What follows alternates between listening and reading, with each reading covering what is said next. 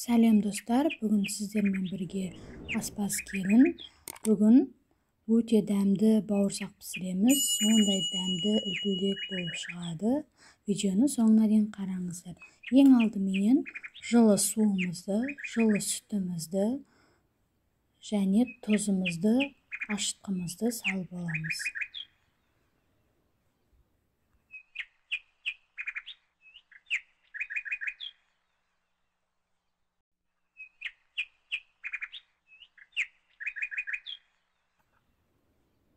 Және аз-аздан ұнымызды салып, қамыр илейміз.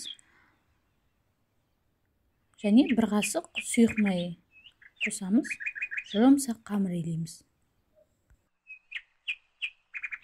Өте жұмсақ қамыр болды. Енді 1 сағатқа ашытуға алып қоямыз, тындырып. 1 сағат өтті. Екеуі ашыған, көтерілген. Енді екі қолымызды майлап, қамырымызды алып аламыз.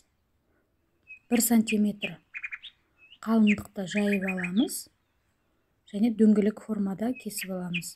Стаканымызды ұнға батырып алып, жасап шығамыз.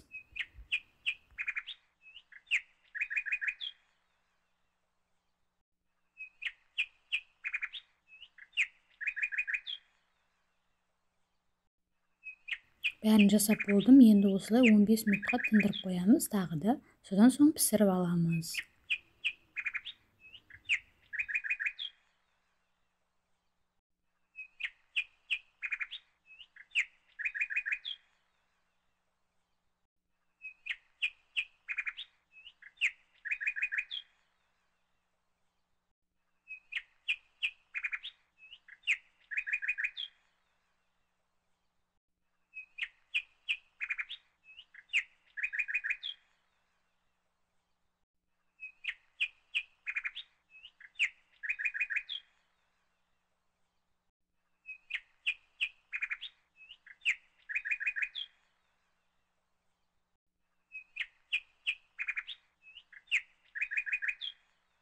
Мінекей дайын болды. Өте жұмсақ, дәмді болып шығады.